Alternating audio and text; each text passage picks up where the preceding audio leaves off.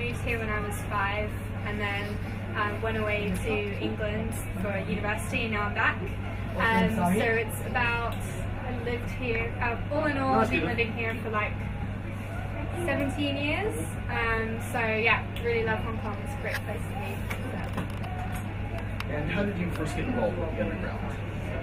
Well, I actually first played at the Underground. It was Underground 30, so I was still in school here. Well, I just left school.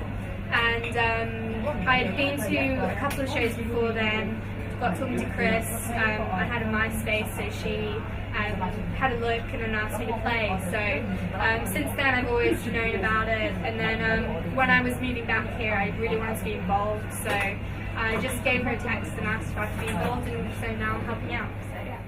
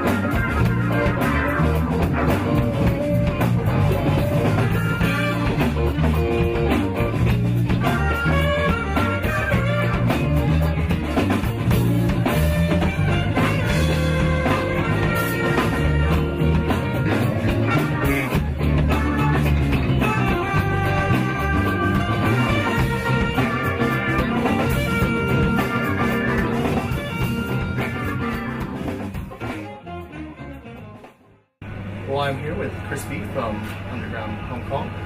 Chris, can you tell us a little bit about yourself and how long you've been involved in Hong Kong Underground? Okay, well, it's actually the Underground, and I started it with a friend of mine, a musician friend, in April 2004, because we had a new band and we wanted to play somewhere, and we only had a 30-minute set, and then so I did it, and then it kind of snowballed. It wasn't my intention to turn it into the organisation that it is today. It just turns out I'm actually really good at organising. I know what musicians want. I'm a musician, so I know what they want when they play a gig. I've learnt to know what venues want, what they're looking for, what the sponsors are looking for. You know, I've learnt that. So what I do is keep people happy. That's what I do. Yeah. So over the course of the last 100+ shows, what kind of changes have you seen in the general culture of the underground live music scene? Well, we've probably not totally responsible, but we've inspired other people to organise shows. You know, like when we started, like that first 2 years, I think it was a choice of, shall we go to the Fringe? You know, like, it's Saturday night, do you want to watch live music? Do you want to go to the Fringe? And that was it. It was like either go to the Fringe or not go to the Fringe. You know, now it's kind of like, like we send out a newsletter and I list out all the indie gigs happening the next 2 weeks, and like tonight I think there's like 4 or 5 gigs. Last Saturday there were 7 gigs. You could go and watch indie bands all over Hong Kong, you know, so it's kind of like, yeah, people are doing it. That's what we wanted. We want a live music, well, that's what I wanted. I want a live music scene like other cities. You know, Hong Kong, world city, you know, Fringe or no Fringe is not world city, right? Hi, I'm Lawrence. I'm from the Netherlands, and I just sort of stumbled on this concert, and I think it'll be great.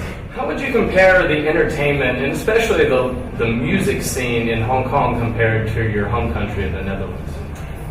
It's much more easy to find it in my country, in the Netherlands. Okay. Do you think people in Hong Kong are aware of the music that's happening here? No, it seems that the music culture is quite small. I mean, generally going out is not really about music. It's more about like showing that you are there, that you've got fancy clothes, and that you. What does underground, in terms of music, mean to you?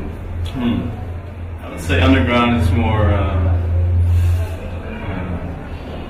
more original, like trying to be a little bit different than what you can hear in the NPR or what you hear in the supermarket around. You're living in this great city, and you're not making use of all these great cultural facilities that are here. And yeah, it's a waste of your life if you don't go to a concert once in a while. If I can go with you, then you can come with me. If I can go with you, then you can come with me. We got lots of on to leave.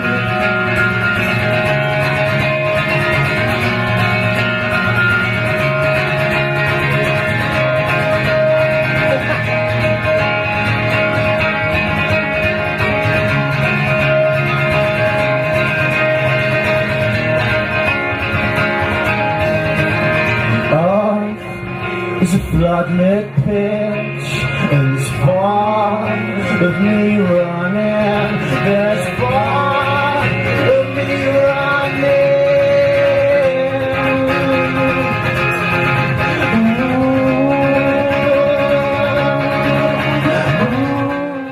It's 8 or 9 venues now in Hong Kong. We've used the Cavern, we've used California. I mean, some of them have closed, right? Some of it, and that's Hong Kong, right? The rental is so expensive. Some venues just don't stick around here. I request 80% original music, right? So if they play 5 songs, 1 can be a cover. Because the idea of a scene, if we write about what we feel, like if we're angry, if we're in love, we can sing it about Hong Kong, about what we're experiencing now. I mean, of course we relate to, cover songs, but not all the time. We also sort of deal in artist development. We also, we help the bands along, we help some bands get gigs outside of Hong Kong, like festivals, just because people will approach us or we'll approach them and they see the Underground as an organisation.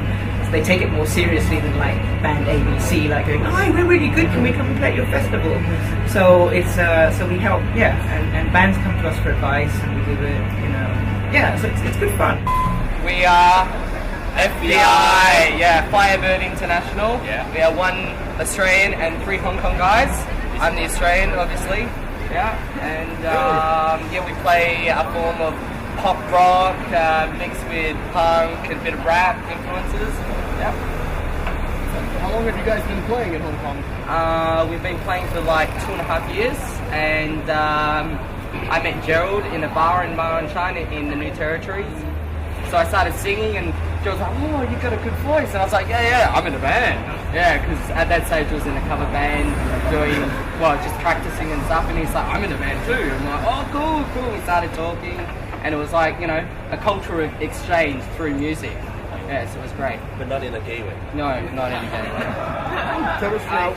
Kind of one of the names that they wanted to come up with before was Firebirds, and then since I came into the group, I brought the international part to it, so it's Firebird International. So basically Firebird is these 3 guys, and then the international part is me. So that's where we get FBI, Firebird International. Definitely, Firebird is a Hong Kong joke. Yeah. Can you tell? 火鳥 Firebird. Come in. Yeah. Oh, here is guitarist. Yeah. Sorry. So what do you think that you guys bring to the Hong Kong music scene? Well, definitely, because we have 1 white guy and 3 Hong Kong guys, it's really different for the audience out there. They don't really get a chance to see a collaboration of cultures so much, and to have a white guy front a band of mainly Chinese guys in Hong Kong is quite a strange thing to do, and so we don't really fit into. We're not a Chinese band, and we're not a Guelo band. We're not like a Western band, so we don't really fit in. But we play shows with other Chinese bands, and then we play shows with other Western bands as well. 1, 2, 3, 4.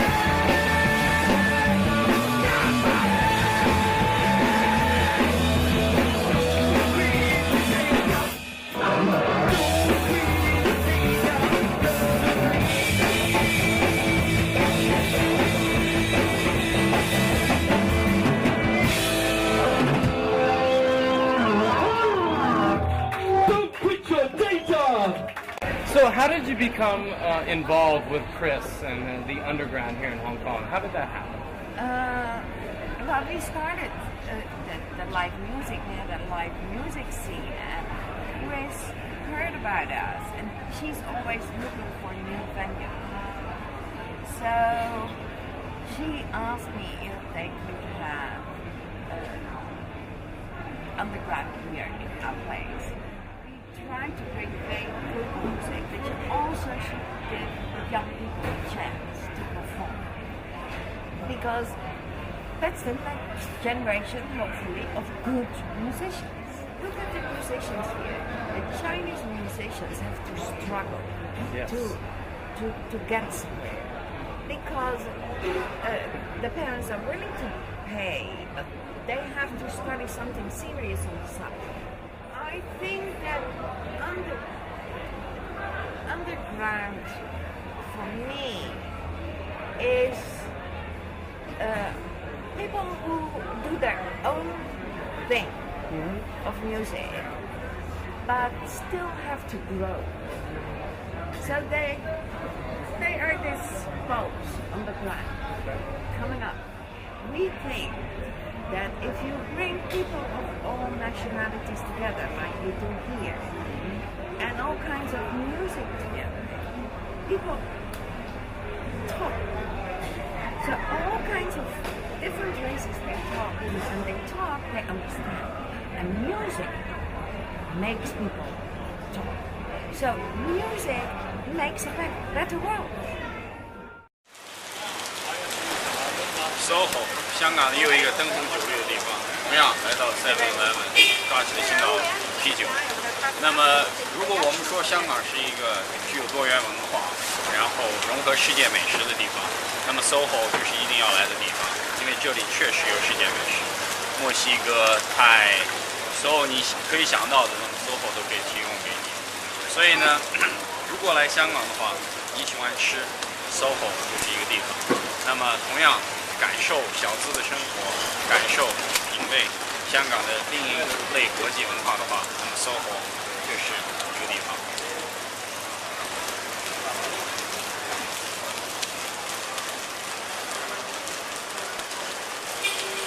How have you seen the scene change? I mean, well, it's difficult to say. I mean, the thing with Hong Kong, like, which is probably why you guys do the documentary, is about the whole fact that R&B is a really big part of the Hong Kong. Like when you go to clubs, a lot of it's R&B. But I mean, the Underground is unique because it's the longest running show. It's been running for 6 years. There's been nothing like it, and it's Chris. Every show you've got different bands, and I mean, I don't know if I can say how the whole scene has changed in general, because I think the Underground is really stuck to its roots about showcasing different bands, and that's what it's about.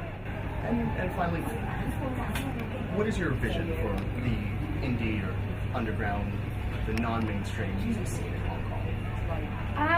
I'd love to see more bigger events. I mean, something like Clock and Flak. That was really great. You know, something where a lot of people are involved. Some, you know, big outside concerts.